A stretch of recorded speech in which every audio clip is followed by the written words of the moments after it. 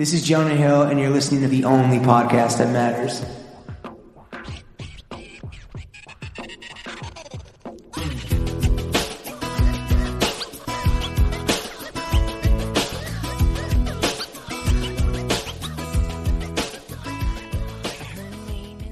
Bro Gang, we are joined by the Oyster Omelet Overlord, the Stuytown Sultan, the Based Fob has joined the Based Pod. Not talking Soldier Boy when we say him bow, bow, bow. The Governor of the Gut, the Lord of the Large Intestine, the Polo Prince Don Dada of the Dumpling, the Beef Noodle Big Kahuna. He stays skeeting on your screenplay. Kaiser of the Camera, the Fresh Off the Boat Goat, the Baron of Bubble Guts, chef, author, TV's man, writer, and director of the film Boogie, Eddie Huang. Eddie, how you doing? And friend of the Throwing Fits podcast, big Throwing Fits fan. Yeah. You forgot it. Yeah. Been following you guys since Fuck Yeah Menswear. So big fan. Long-time listener, first-time caller. Ancient shit. Thank you, Eddie. I believe you told me earlier that this is the only piece of press in your junket that you're excited to do. Pretty much. I think this is the only press I'm doing. Okay. Yeah. All right. We're the whole junket. That's fine. You're the junket. Yeah. Before we get into Throwing the show, junkets. Throwing junk. Yeah, right. Before we get into all of the junk, the first thing we want to do is a fit check with you, where you're going to walk us through the totality of your fit. Eddie, the choice for you, though, is do you want to start top down or bottom up? Bottom up. All right. There's a disgusting Adidas slide that my friend Jen Goodall gave me for her wedding. All right. Everyone in the wedding was given a pair of these disgusting slides. I got paid by MeUndies to wear these pajama pants. Oh, nice, dude. Yep. They make my dick look bigger, which is phenomenal. Yep. Your thangin'. Yeah. Yep. And then I got this old Betty Boop t-shirt I got from Procel. So, yeah, I think you were with me when I got this shirt. Wait, really? Is that the Procel story that we might talk about a little bit later? That happened that day as well, this purchase? I think so. Like, that's funny because you watched the movie and you didn't even realize your shout out. Yeah, I've smoked a lot of weed in the 7 years since that happened. So, but I appreciate the shout out. And yes, absolutely, we are going to flex the fuck out of that later. But I believe that is. Oh, let's talk about the chain though. Your signature piece. Oh yeah, 24K gold. All right, jade, Buddha, and my mom got this in China from me, and a monk prayed on it. So I'm rich. Rich in spirit. That is, and no watch, no rings. That's it, right? No watch. No, I'm not a watch guy unless somebody pays me to wear a watch. I would love a Patek sponsorship. If I were to buy a watch, it would be a Patek. Right. I like the Patek or those. I like the gold Rolly Presidential with the green face. Yeah. These brands, I don't know if they're in different ballpark than MeUndies. I don't know if you're just going to get paid. They are listening. They are listening. You can take the MeUndies money and then put it on your wrist. Yeah. That's basically what I do. Got panty money on the wristicle. Yeah. Yeah. Yeah. And that's a complete. I think that's a complete fit check. Then you already said the panty. Wait, are you wearing MeUndies under the MeUndies pajama pants? No, I'm just raw in the pajama pants. That's why the thing be thangin'. Yeah, it's a lot of sushi in there. A lot of ahi. All right, Eddie. You guys watch, guys? You watch, guys? Yeah, I'm a Rolex owner. Not a big deal. Bare wristicles. Yeah, I think it's good. Yeah, I got a bunch of friends that are like, "Yo, you should buy Rollies," because like. There's a guy at the store that's like, yo, I could get you whatever you want. And my friends are like, yo, just get it and sit on it. And I'm like, they appreciate in value. Yeah. Yeah, but I already got a couple engagement rings in my closet I can't sell. So I'm like, what the fuck? I don't need more shit in my closet. I don't want to be like gauche or rude and ask about that, but because you've broken off a few of those, you still have the rings. Yeah, of course I got the rings. I'm Chinese. Yeah, like not just giving away rings, I don't know, dude. I don't know. Okay, well, you're a gentleman. You're a gentleman, and we appreciate you. A gentleman and a scholar. Let's get. Yeah, one of them was like, my therapist says you should let me keep the ring. I was like, you need a new therapist. All right, Eddie, I want to talk to you about this little film you had come out, Boogie. Mm-hmm. Forget the critics, forget the media for a second. What's like a reaction or something that someone close to you has told you about the film Boogie that's really resonated and stuck with you? One of my favorite artists is an artist from New York, Marcus Jamal. And he hit me when he got out of a theater the other night. And he was just like, yo, man, New York cult classic. Like cult classic. I love it. Just like you put on for New York. Instant. And that meant a lot to me because I really look towards the people that I respect and that are artists themselves. Those those people mean the most to me. My best friend, executive producer, got to see it with Pop's mom, and she was smiling ear to ear. So that matters a lot. I care what the actors think. The actors are all very, very happy. I know George Lendenberg really liked it. Pam Lynn liked it. I mean, everybody's very happy with it, and they're happy about their part in it. They matter the most to me. Fabio Foreign hit me. He wants to watch. So I'm like, oh, that's great. Fabi wants to watch. Viral. Bow. Yeah, viral Zuvi, dude. Yeah. Yeah. So, and like that's really who I care about the most is the actors and things like that. And like, this isn't a film that's, I wish that everybody would want to understand it, but it's very specific, and I will say my favorite review was a Rolling Stone review that was like, it's so refreshing. There's no white characters. Yeah, right. Thank you. Like, yeah. Thank you. Bad all white people 2021. Thank you. Yeah. Rolling Stone fucking got it, dude. Yeah. Rolling Stone got it. So it's fun. It's cool because it's like the writers I respect, the publications I respect, they all got it. The artists I respect and look up to, like they got it. So, I feel like I did my job. And young Asian kids, young Latino, Black audiences, like I look at the metrics and, the number one audience that was excited about the film was Latino Americans, then Black Americans, then Asian. And I think that's just cool, man, if other people are interested in our culture. Because I remember how big it was for me as a 7th grade kid when Wu-Tang came out. I was like, yo, this is so ill. Other people are interested in Chinese shit. Right. Because no one else no one else is. Yeah. Right. It's like, I'm glad the RZA liked it. I would love if the RZA liked this film. Yeah, that would be a good cosign. Is that like if you could imagine like a hero of yours seeing the movie and having a positive reaction, is RZA at the top of that list? My hero is Juno Diaz, and I actually there was a review that mentioned the Juno moment. So I texted Juno, and Juno was hype, and Juno's the most powerful Jedi in the universe, as far as I'm concerned. So the fact that Juno was hyping me, going to watch out, that made my day. Oh yeah. On the director side, I just love Paul Thomas Anderson. I love Quentin Tarantino, Wong Kar-wai, Spike Lee. Those are the guys I fuck with. So if any of them watches it and think it's worth the fucking DVD it's printed on, amazing. Yeah. Well, all those dudes, specifically PTA, they all listen to Throwing Fits, so I'm sure they'll be reaching out expeditiously. They're definitely listening. Yeah. Sure. Abel Ferrara, the guy that did King of New York, big fan of him. So. Kevin Smith, like that. These are the guys I look to. So it would all. Maybe Kevin Smith will watch it and he'll cry and post a selfie on Twitter. PTA, go out and watch Boogie. Yeah. The fact that it was shot in New York and was very much a New York story. That was one of the, like Lawrence and I were talking, and I was like, yo, the two things that stuck with me are one, it's a love story to New York, which is great, and you felt it. And then two, as like an Asian dude, it was great to see Asian male character that wasn't this like, eunuch, right? Who actually wanted to like smoke weed and get pussy. Yeah. And pretty early on, Boogie, the main character, he says to his boy, fuck Jeremy Lin. He's like, that's that. He's a model minority, goofy ass, two shoes, Christian ass type motherfucker. Like, have you gotten any blowback for having an Asian male character who isn't a bitch ass?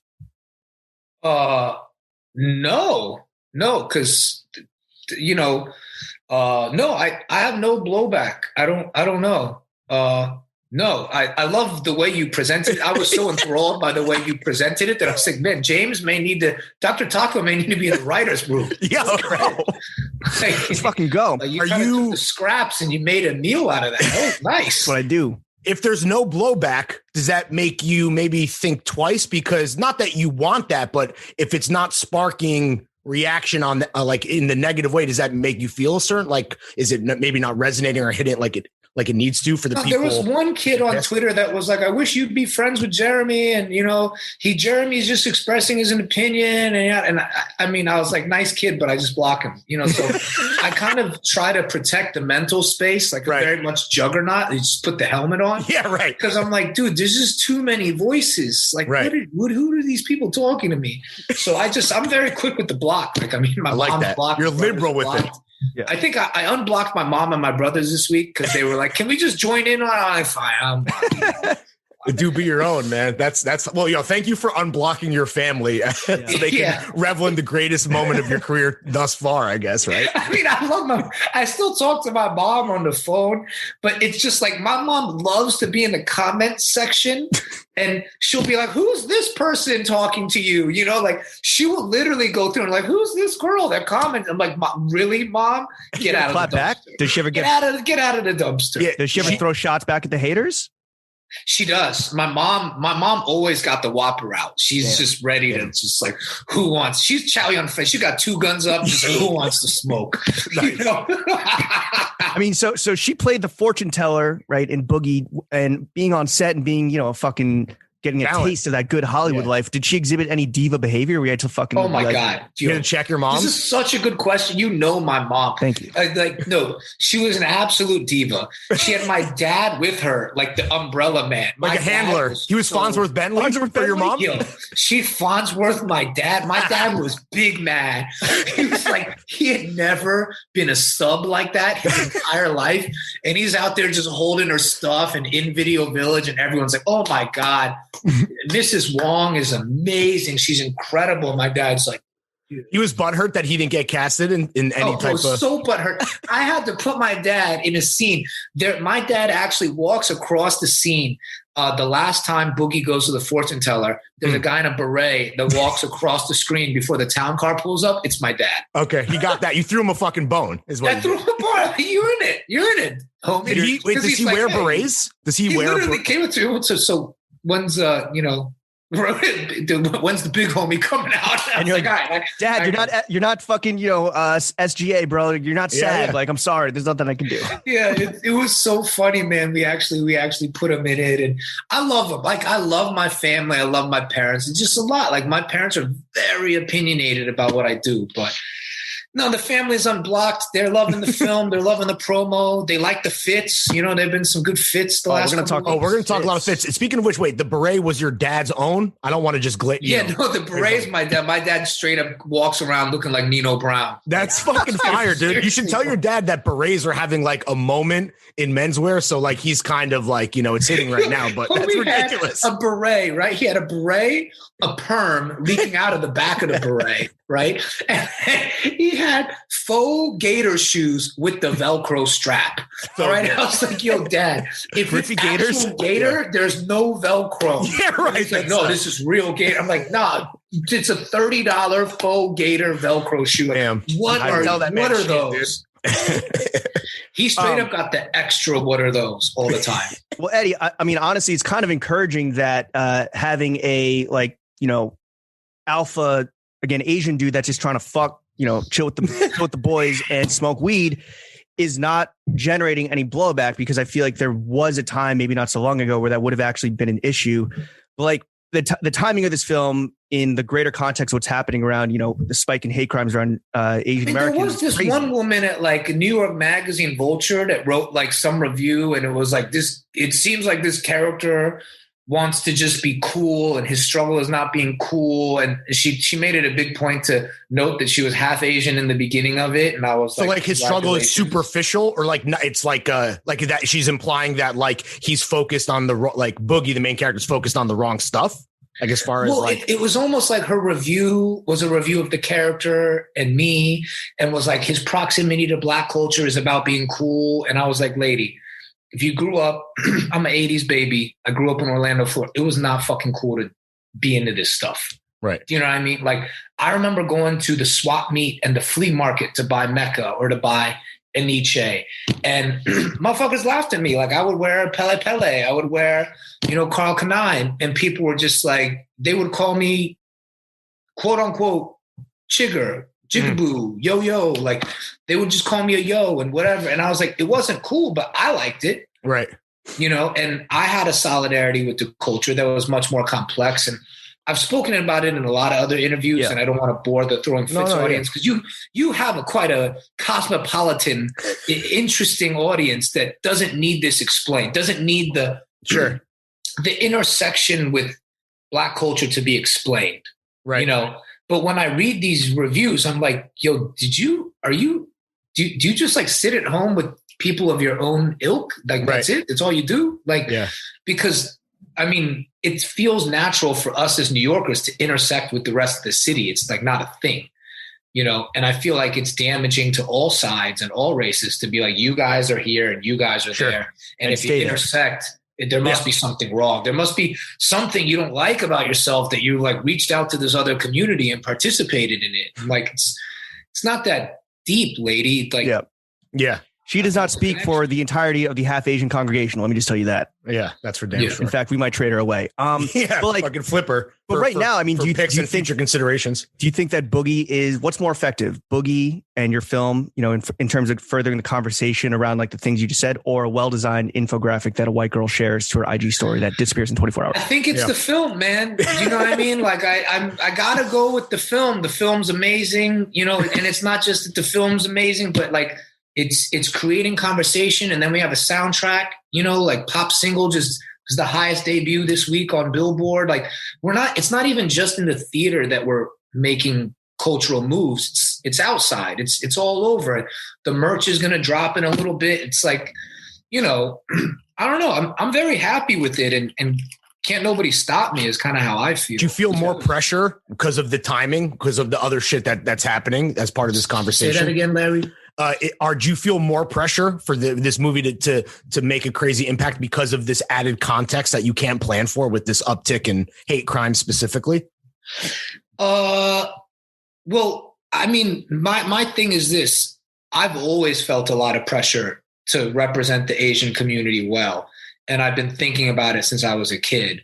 And I've been attacked since I was a kid. And I'm happy to see people are on alert and they're paying more attention and that other communities care about us. Like that is something I didn't know if I was going to see in my lifetime. So that is beautiful. But as it pertains to myself, it doesn't change because you guys know me almost 10 years. Like I always been about it. You know, I've always been Planet Asia. You know, like I've been speaking on these things. You could dig up anything and I've been doing it. It predates the concept of infographics to begin with. Yeah. I mean, like I was here dolo when nobody believed in it. You know, when I wrote Fresh Off the Boat, no one wanted that book. Yeah. And then when the show came out, it was the first time I think in 25 years Asians were on television. So, you know, like I'm just glad there's help. You know, the cavalry has arrived, and I'm like, great, do it, because then maybe I get to just be me, and that would be dope. Yeah, that would be great. That would be cool. Eddie, you mentioned Pop. First of all, shout out Rico. Rico's going crazy right now. What is like? Did your mom and Pop smoke bond at all? Like, did you ever pass her the blunt?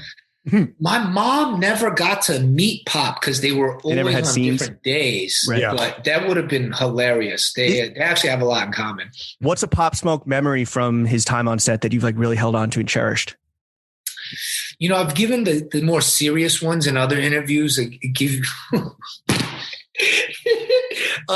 me think. I gotta think which one. But I mean, Pop's just hilarious, man. Like he's type funny, but I mean, I remember when he was making up the Woo dance, you know, like we were eating gummy bears in his trailer. And he's like, yo, big dog, check this out.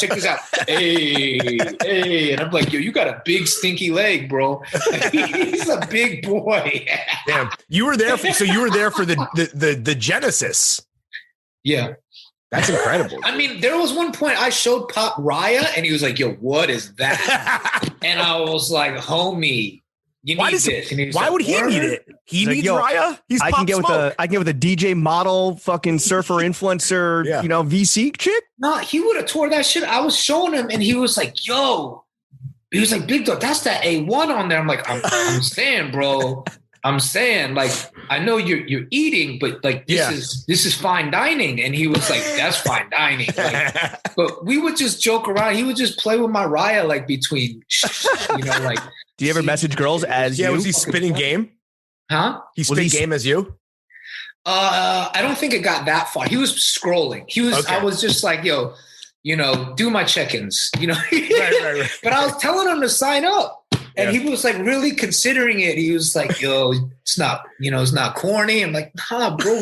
I was like, Despot. And because Despot was on set too. And we all hung out. I'm like, Despot's on the shit. And he's like, oh, he on it too? He's like, yeah. Like, you know, not to blow up Despot's spot, but You get a bill. You get like an $800 bill. You get an $800 bill. Pop Smoke's like bought 20,000 more likes. Yeah, the super likes or whatever.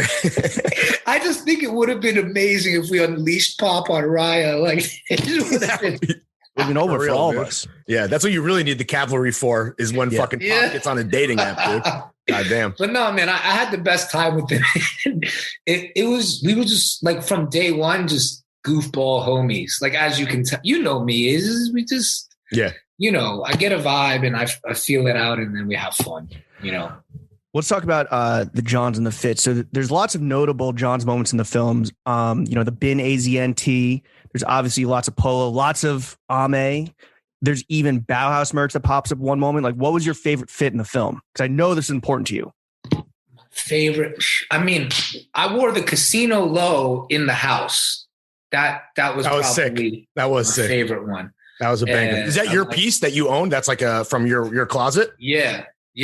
I caught that one when I first moved to LA, because like about 6 years ago, cats out here were not rocking low. Like, you could go to vintage stores. I got the casino for about $400, and which is a steal. Insanity. Yeah. Insanity.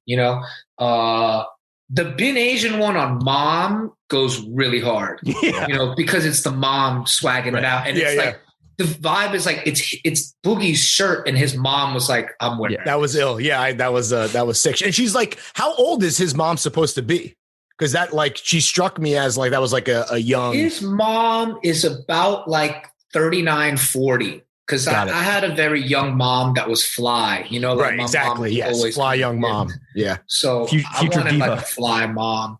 And then who else had some shit? I mean, Taylor Page with the polo bear tee, playing dominoes is cute. Taylor Page with the MA sweater shooting hoops is fly.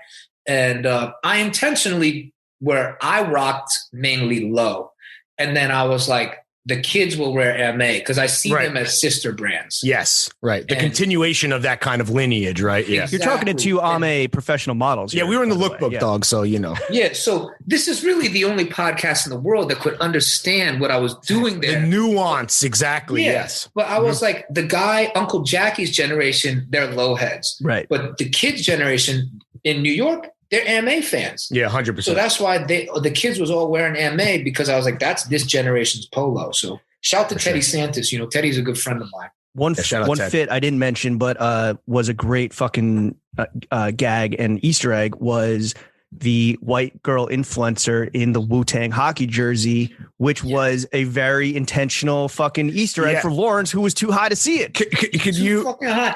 You remember we were at Procel, and it was like I had one sleeve of the hockey jersey, and your girl Cara Delevingne had like a gag on each side of the rack or something, like both going for the same fucking joint. Yeah, and I was like, "Yo, you're gonna be swimming in this?" And she's like, "Really?" And she tried it on. I was like, "You swimming?" And she's like, "Yeah, you're right." Gave it to me. And she was really cool. I didn't know who she was. And I remember turning, I was like, "Yo, she cute." And you're like, "Homie, she's like the biggest model out." And I was like, "What?" And that would have been in like 2013 or something. Yeah. Like, she would have been, Cara Delevingne would have been like the biggest model in fashion, but you're like, you have no fucking clue. You're oblivious. You're like, I need the woo wear, bro. I like, if it ain't on Vlad TV or Breakfast Club, I don't know her. That's where you get your news. Yeah. And also, like, without being in New York, it's amazing because you could walk outside and you bump into news, or you're at a party and people tell you the news you probably want to hear. I'm like, fantastic. Right. But otherwise, besides this one group chat I got with like Elena and Raph, there's no news that comes to me besides Vlad TV and the Breakfast Club. that's the other side of being the juggernaut, right? Like, you're just fucking completely walled off. Yeah. 50. I get a lot of news from 50 Cent because I like what 50 posts about and is into. And he's like, people are shitting in buckets over this. I'm like, oh, hold on. Someone's shitting in a bucket. Let me check Fifth out. So that's how you get my attention. Like, headline, people are shitting in buckets. Yeah, say less, dude. I'm in. Is there any was there any clothing that you wanted to use in the movie that you couldn't like get clearance for? That is a really good question. Thank you. Oh, another one. She had the Bape hockey jersey on in the beef and broccoli scene. That was fly. That was a fly one. And also the white girl had fits. The girl Alyssa. Yeah. She did. Yeah, she did. I think she had some of the best fits. She was wearing Made Me because like that's some like cool downtown New York girl shit. That's Aaron. Shout out Aaron McGee. Yeah. The best fits though was the dad, in my opinion. Like he was fucking super swagged out. Was your dad? Obviously we know about the Velcro gaiters and the beret, but like he's always just been a swagged out individual, monogrammed out and all fake, like all fake. So you know, like the Louis V fake shirt. Like my dad got Fendi. all that. Fendi, everything. My dad, all his shit comes out of like a hard plastic bag with like some Chinese string and Chinese writing on it, and he's like, Hell yeah. dipped. You know, he Gucci, the original Gucci Mane. You know what I mean? Like the original Dapper Dan. Yeah. Super faux. The East Flushing Santa. In terms of outfits, I wanted in.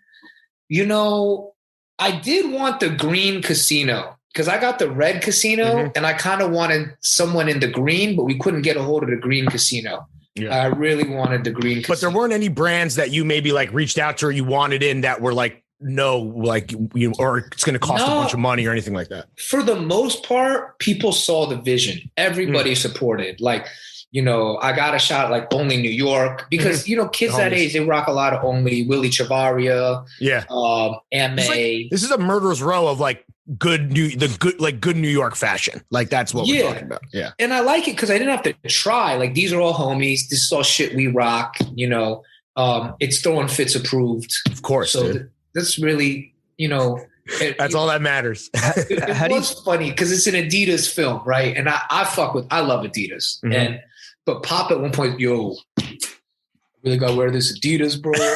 Oh man, like, come on, it's a team Adidas, wear the Adidas. He's like, yeah, right. Yo, big dog, come on, man.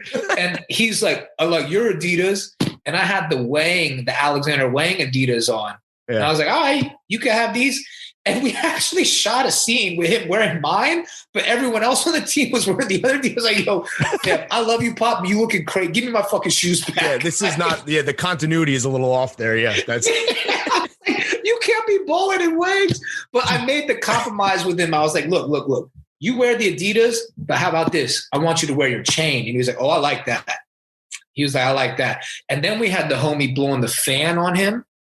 I love a Farnsworth Bentley. So when he puts the chain on, there's the homie blowing the fan on him. And I was like, all right, that's some good shit. Yeah. Those are the Easter eggs. Eddie, until recently you were living in Taiwan and you told the good folks at the New York Times that it kind of put into relief for you how much you missed like the great American experiment and how you maybe didn't undervalue that. But living in LA, what do you miss the most about New York City? Man, just bumping into people. You know what I mean? Like I would bump into you guys at least once, twice a year, just on the street. Hey, what's going on? You know, you always catch Lawrence around Cha-Cha Matcha. You know, come on, bro. You're gonna do me like that? Fucking. You get near a good matcha, man. That's slander, dude. That's slander. Yeah. I remember seeing Lawrence's roundup of restaurants he did. Come on, bro. A month ago, I was like, bro. Yeah. What are you eating? Yo, it's a pandemic. Everything is in a 1 block radius of my crib, dude. Can I live? That's hilarious. I was like, yo, all these people just gave you free punch cards. That's why you should yes, basically. But respect, though, dude. Man, I really miss running into people, and I miss the sense of humor. You know, like people are very just thick-skinned in New York, and you get things. I don't have to explain anything in New York. You just get to be you, and people are cool with it. They love fucked upness. They love flaws. They love like singularity. Just be you and be fucked up. And it's like New York loves you for it. Is there an LA Eddie and a New York Eddie to some degree? No, I just hang with people from New York here. Nice. Entirely people from New York here. And then, I meet cool people. Like if they grew up in Mid-City or Inglewood, Baldwin Hills, kids from the Valley and stuff, kids from the East Side, they're cool. You find your weirdos. So, but I primarily hang out with my New York friends here, but I'm starting to love LA. There are a lot of New Yorkers coming out here. It's changing. And LA is just interesting. It's still a city where the first thing somebody asks you is, what do you do? And I just like, that tells you everything you need to know about it. I love LA. and I spend most of my time here because of a pandemic. But, 2019, I spent the whole year in New York. Yeah. And we did the film. And I remember one of my favorite things was I was leaving and a good friend of mine, April, was like, you did a bid, you still keep your pass. You still in New York, or you did a bid, but you got basically another 12 months to come back and do another bid, You're still good in any hood. Yeah. For now. Yeah. I'm always writing projects to shoot in New York because I want to be there. Right. But it's work hack. My job. Yeah. It's like if you're in music or you're in entertainment now, you kind of have to be in LA for the work. Oh, fuck. Yeah. It doesn't sound good for us. How do you feel though about like you talked about how but you're in fashion. You're like you need to be in New York. There's no clothes to buy. I don't shop here. Right. Well, the style in LA is trash. Yeah, absolute garbage. Basura. Yeah, like absolutely. Straight disgusting. And it's like to wear anything wearable, it's like you got to spend like $600. Like there's two places I shop. Union LA. Respect. Shout out Chris. There's some stuff at Union LA. It's, a little pricey, but I support the homie Chris. He has very good taste. And then my boy Miller, he's got this place, Miller's Room, and he's like the ill vintage dude. That's it. Is that where you got the low? In LA? Is that like where you got the casino shirt? No, I got that on. There used to be a vintage place on Fairfax many years ago, and they had it just hanging. I mean, they had so much low hanging around, but then. No, I just shop at Miller's Room, and I shop at Union. And sometimes if people will gift me Stone Island, they know I'm a Stone Island dude. Stony boy. Yeah. Sometimes if I got credit, I'd shop at the Stone Island here. But right. They don't even have all the good Stone Island. The New York store got like Shadow Project. Right. You go upstairs and they got all the goofy Stone Island. So. Yeah. Well, Eddie, you might not be here right now, but we know that you are keeping an eye on the goings-ons. I mean, how do you feel about the state of New York City streetwear these days? You guys may disagree with me. There's very few people that came from streetwear that can pull off being a delicious man like Lawrence. Thank you. Lawrence has somehow been able to thread the needle on streetwear and preppy and like kind of like your words, not mine. In Greenwich. Do you know what I mean? And I'm like, I see Lawrence's fits, and I'm like, I like that. That is a thank you, dude. Man. That's very nice of you to say, especially after putting all my other taste on blast. No, I love your stuff. Do you know what I mean? And thank you. It's also hard in 21 to be like a likable white man. You know what I mean? I look at Larry. Goddamn right, dude. It's hard out here, bro. You're calling Lawrence fine white culture. Do you know what I mean? Lawrence likable. Spend a little more time with him, like I have to. And you might change your tune. I fuck with Lawrence, but Lawrence, your minion. It's hard for them to pull off. There's one of yous. Yeah, sure. I think that's well, James and I struggle with that too, because like there's fans that want to like emulate whatever, which is so flattering, but it's also like you need to know your strengths and weaknesses. Self-awareness is the greatest commodity of the human condition. So that's what the kids the clones are going to water your look down. It's the attack of the clones. What do you think of that streetwear? So that streetwear look. So like obviously James asked about New York City streetwear specifically, but what is your listen, you're a guy who streetwear, you're a real head. You had your own streetwear brand. What do you think of the state of the culture in 2021? I don't love it. I think that it's dead. It's fucking disco. Damn. You know what I mean? I think streetwear is fucking disco. And I'll tell you why. It's because what I loved about streetwear was that it was rebellious. It was rebelling against something. And the shirts we were buying were saying something. And the style was like in opposition to things. And I remember it's like we were sneaker kids because you had to wear hard bottoms to get into clubs. And we're like, nah.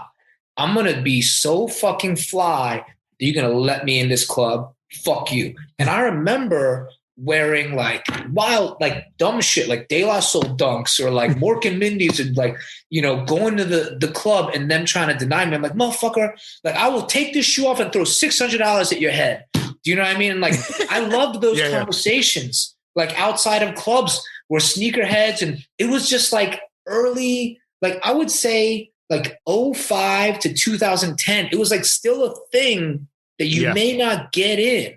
And I remember parties like APT where it was like, yo, this is our night Chairman Mao at APT, you come in, wear all your fucking streetwear, no one's going to stop you at the door. You know, like I remember parties at Submerse, I remember CV, and like it was a thing. And there was like an entire club culture tied to streetwear. And we were rebelling against uniform. We were rebelling against class. And in many ways, rebelling against race. Right. And streetwear was also one of the first very intersectional cultures where it was like Black and Latino and Asian and Jewish kids. Do you know what I mean? And everyone was kind of converging. And it was for kids that didn't fuck with the mainstream. But streetwear is mainstream now. Like you 100%. Go to Shanghai, every kid is streetwear. I'm like, you a fuckboy. Do you know what I mean? Like it's super fuckboy shit now. Everybody's reselling and it's expensive. Do you know what I mean? Like it wasn't expensive like that back in the day. I remember, I got a pair of Visvim for $200 and that was the most expensive thing I bought. And I cherished, I would like fucking polish my Visvims and dust. I had a fucking feather duster, like dusting the shit because I had the moccasin joint. The FPTs. With the like calf skin was so soft. I was like, no, this, not even a towel was touching this. I got a fucking duster. Right. You know?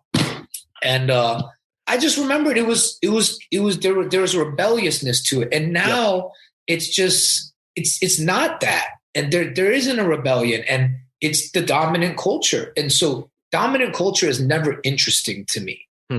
It's also very Lawrence and I think our beef with it is that it's very transactional, right? You mentioned 100%. The resellers, but it's about buying, it's about selling, it's like stocks at this point. Yeah. And you come from a world like law, right? Where you're just like, this isn't interesting. This isn't creative. This isn't DIY. Yeah. Nothing like mainstream. There's no regionality to it either. Yeah. They're all copying each other. And you guys know the very like boring streetwear brands, the big box ones that are like taking the same old references, and putting their name on it and wiping it clean. And there used to be regionality. Like you wouldn't be caught dead wearing the hundreds in New York, you know? And you go to LA and every kid is rocking the hundreds. And I was like, that shit's cool. You know, like you got your little hundreds thing. That's cute. You know, like I'm friends with Bobby and them. And it's funny. I shouted them out fresh off the boat because it was always a thing. Like we wouldn't fuck with LA brands. Right. But then you come to LA and you're like, yo, y'all ain't bad. Like I was just hating because you in LA. And so that was kind of fun. Yeah. The kind of cross coast thing. And then I also really love streetwear brands like Lamar Dolly, where it was like the website doesn't work. You didn't even have a website. There was like 10 of them at Stackhouse. And when they sold out, it was gone. You know, like I remember everyone fighting over the Allen Iverson with diamonds t-shirt and like so hard to get. And where does streetwear go from here? Like, obviously we've kind of diagnosed the problem, but do you see any way where it could like come back, or is it a straight rap? Like, I think streetwear is a rap. It's a rap. It's bell bottoms. And like, unfortunately, this is what we love and what we wear. And so we're going to wear it. And, you know, fashion people and stylists, they're recycling it and they're bringing things in and out. And it's cool. It's just kind of like Mugler, right? Mugler is kind of like having a renaissance. Yeah, the archive shit for archive. Sure. Yeah. I mean, that's also like, what are we talking about? We're talking about like Kim Kardashian wearing shit on Instagram too, right? Which is like, you know, so talking, not that it's mainstream, but you know, I get it. Things just become too ubiquitous now. You know, like you don't have unknown brands. I actually, my philosophy on this is there's going to be a bit of a economic and communication revolution. Kids are going to figure out how to unplug from society in its form now, rebel against it. Music is going to spring from that, and then fashion will change, you know? But I think that's usually what happens. Like, I just think there's going to be a rebellion and it'll be a new type of music that comes around. There always is, you know? Yeah. There really always is. So Eddie, I mean, you can make these observations because you spent a lot of time, you know, Taipei, New York City, LA. My question is, of course, are the white people worse in LA or New York City? LA, for sure. No hesitation. They're like hard white people. You know, with a hard W. New York, that's soft white. You know what I mean? It's Gouda. It's better. And you know, they check their privilege. Your New Yorker is much more aware. You know what I mean? And then even Italian guys in New York, like even if they're not aware and they're conservative and they're dicks, they're still kind of entertaining. Yeah. And they still got a little sauce to them and confidence where you're like, fine. You're New York. A little sauce, fine. Literally and figuratively. Yeah, for sure. Little gravy. Yeah. A little seasoning. You know what I'm saying? Eddie, when you were just a young fledgling paralegal, you wrote down a list of 6 life goals. One of them was opening a restaurant, right? And then another was writing a screenplay. Can you share the other 4? I wanted to be the quarterback of the Washington football team. There's still time, buddy. Yep. I wanted to be the point guard of the Knicks. Okay. Well, that job's taken. Stand-up comedian. Okay. Yeah. That's 5, right? Yeah. Like comedian meaning like doing stand-up sets? Yeah. Have you never done that before? Yeah, I did. That's how I started off. It was doing stand-up. But they used to call me duck sauce. I would go do Latin Quarter, and this Dominican guy, Imagine, used to bring me up and be like, all right, that's duck sauce. And everybody, fucking duck sauce. And it was like so fucked up and amazing. And I would bring chicken wings with duck sauce to the performances and fried rice. It was just like, it was a complete shit show of Asian identity. I was going to say, you were just pandering as hard as humanly possible. Well, I was also parodying their idea of Asian that's fair. Americans. Yeah. You know, like I kind of do my Andy Kaufman shit in weird ways sometimes. Do you know what I mean? Like, but that's what I was doing early on with the comedy. I was just like, I would literally show up with trays of fried rice and wings and then go do my set and be like, thank you, this is duck sauce. And then I would sell weed with all the guys too. Like we'd meet up, I'd give them each like 2 ounces and be like, all right, we'll meet you at the comedy club next week. So, goddamn. I mean, this is bringing back memories of just like having wild nights. Let's say that you get vaxxed up, you get the anal swab, you get the J&J, or you get the 2-shotters. What's your first night post-pandemic looking like? Did you say anal swab? I just want to make sure I heard anal swab. The we're Chinese not doctors, so we don't know exactly how it works. I love that the Chinese people was anal swabbing the United States diplomats. I was like, this is phenomenal. And they're like, actually, we didn't have to do this, but Yeah. This doesn't sound like protocol, but that's when you're like, Trump wasn't even good at being a bad guy. Like he would never think of something hilarious like that. Like let's anal swab some, people we don't like. But Merkel. That's my first. I mean, your pandemic ain't changed me. You know what I mean? Like I went to Taiwan. I was living it up. Right. My friends still come to my house, low key, safe. Right, of course, right? Asterix, yeah. You anal swab them before they come in. Yeah. Right at the front door. Yeah, anal swab every guest. Yeah. So you haven't thought about it at all because you're just living your life. My mask on, been super safe. But no, I mean, I don't know. I don't know what I would love to play some basketball. I would love to play basketball. I like dining outside, so I'm not in a rush to eat indoors, but probably I'd go to Tootsie's in Miami. That's I miss Tootsie's. They got really good lobster. Hell yeah. That's what people miss a duck sauce because he just had great wings. It's similar concept. Communal dining. Exactly. Yeah, that's the way to anybody's heart is through their tummy, baby. Yeah, Eddie, with this, I miss a good full contact strip club. That's what I miss. Instead of you miss a good pink eye from just motorboating some asses. Yeah. I want to go to Miami. That's what I want to do. Yeah. Well, Miami's basically open right now, so nothing's stopping you. Yeah, bro. I'm going in 2 weeks. Oh, sick. Okay, so we've just taken a peek into your future. You're invited. We're throwing a party at the Soho House in Miami. Me, is a Jillionaire. It's going down. Okay. Well, thank you for the invite. We'll be there with bells on. No. Yeah. We're there with bells on, mask off. To pull me off this fucking interview. Yeah. They're like, we never should have let him talk to his friends. That was your first mistake. No, seriously, be safe. Everybody be safe. Unless you're being not safe to come watch my film, then be unsafe. Yeah, right. Then go crazy, dude. Or watch it safely. Go to the theater, wear your mask, watch it safely. Yeah, of course. Eddie, in this truncated version of Throwing Fits, we're going to skip ahead to everyone's favorite topic, meats and cheeks, formerly known as that ass. Sucking and fucking, I mean, I talked about this. What is this segment? I want sex and dating segment. Sucking and fucking. Oh, I like it. Spicy. Yo, Asian to Asian, how do we make Asian men sexy? Right? Because like Asian men we have the fucking short straw, right? Because it's like we're just emasculated, like we're not sexy. You saw Steven on the cover of GQ? I think it starts there.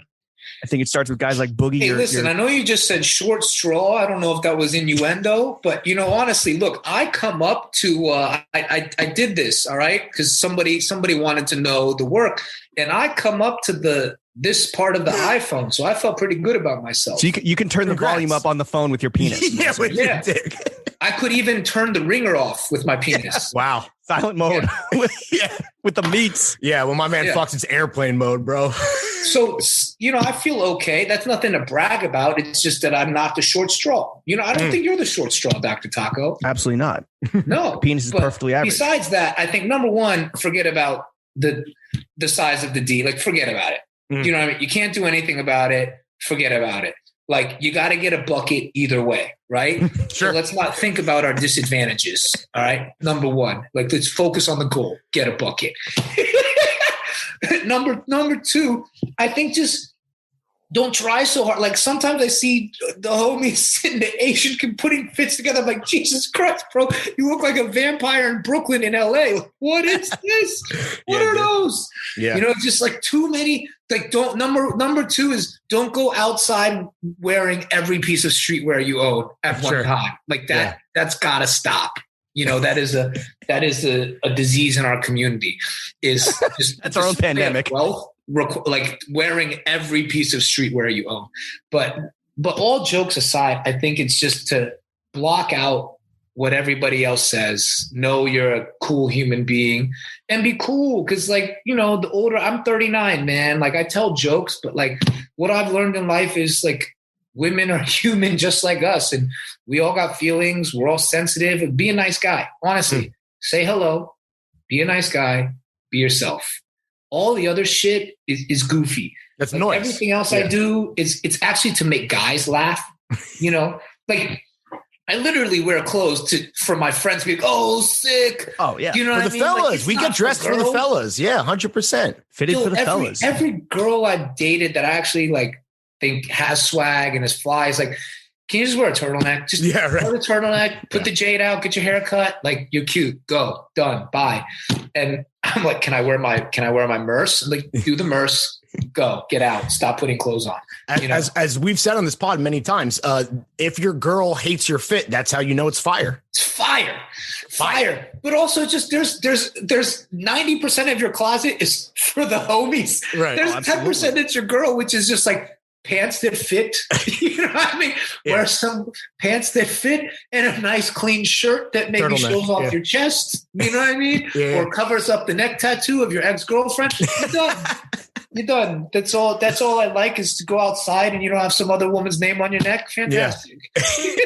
Small ask. Eddie, before we it's the little things. Yeah, it really is. Yeah. It's the short straws. Before we get into the afters, Eddie, obviously you're the fucking homie. This has been a long time coming. Boogie in stores now, like Trap Lord. We want to offer up some constructive criticism so you can really take it to the next level. Take it or leave it. I want to bring something up. All right. Yeah. I thought this was settled on me. As we're talking about the sex part of this, I've run into some young lads recently that don't eat box. And I was like, my guy.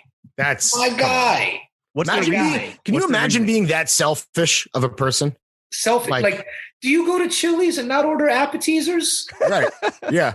Why would you go to Outback if you're not getting the bloomin' onion, bro? That's why we're here. Yeah. What's the rationale? Put the ladies first. Do you know what I mean? Yeah. What was their excuse? What's their rationale? Yeah. What's the reasoning? I think it's just some dumb young man shit. Like, no, I don't do that. She gonna talk me first, bro. And I'm like, look, I love Future. You're listening to far too much Future. Yeah. Also, you're not Future, so you can't be Future. Sloppy Toppy is a two-way road. Yeah, exactly. Yeah, and also just be generous. Go first. I think young little homies go first. Go first. Your mouth is a spoon.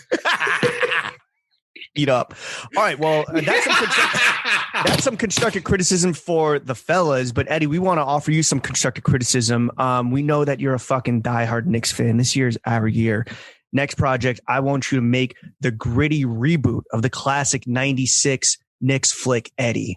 Yes. Directed by Eddie. I would love to do that. I would love to make that film. EP by Whoopi. Wait, sorry? Executive produced by Whoopi Goldberg. Oh, I'm down. Sign me up. Go. All right. Do you have your next projects like slated or planned out?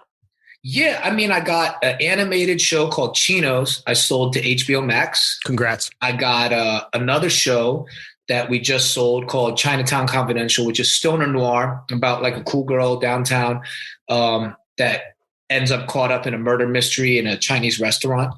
So that one's going to be cool.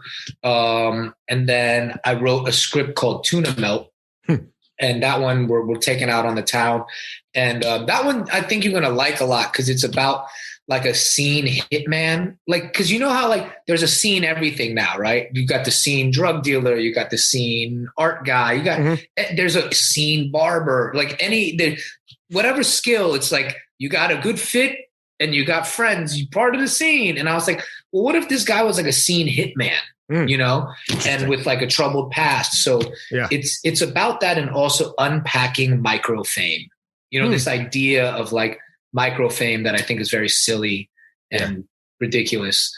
And maybe I would say my piece of constructive criticism in this movie about unpacking microfame, maybe there would be a cameo for two nano famous people by the name of James and Lawrence. Just throwing that out there. Maybe you could throw us a bone, much like your pops, and we get a little taste. You know? Yeah. You know, I'm up for creative casting. Yo, listen, we're available. We have nothing going on. We don't charge union rates either. Yeah. I mean, you know, in Boogie, we had Crime Faces, we had Ken Stars, we had Despot. I mean, look, throwing fits. You're on the level. Let's go. You're on the level. Respect. I would love to put you guys in the film. Eddie, thank you for coming on to the only podcast that matters. Where can the kids follow you? Where can they watch Boogie? Plug your shout shit. out, plug your shit. Let's go. Mr. Eddie Huang on Instagram. Mr. Eddie Huang on Twitter, but I really only respond to my friend Dizza and retweet nice things people say about me. So that platform is... So say something nice and you can get retweeted. Say something nice. Yeah. Be nice. Like Pop says, you know, be nice. And then talk to me nice. Yeah. And then Facebook, I forgot my login, but on my laptop, I can repost from Instagram. But yeah, basically Instagram and I'm on my mom's family plan. So us too. We just talked about this, man. Family plan forever. Yeah, family plan. I love it. I'm an Orlando number. But yeah, you know, buy my stuff. Eddie, thank you for coming on. Thanks, Eddie. Throwing Fits, the only podcast that matters. Chef, slap that motherfucking outro music. Look, AP, spicy. I wasn't checking my Nike. Am I a killer? Might be. Two-tone, icy. AP, spicy. I wasn't checking my Nike. Am I a killer? Might be. Two-tone, icy. Talk to me nice. Or don't talk at all, huh? I make a call sport. I'm off that I had a roll. Talk to me nice. Or don't talk at all, huh? I make a call sport. I'm off that I had a roll. Yeah, the spring niggas cause I hate niggas. Fuck niggas, I ain't playing with them. I don't really wanna hear niggas. I don't got nothing to say, nigga. I'm with Bear, eat steak dinner.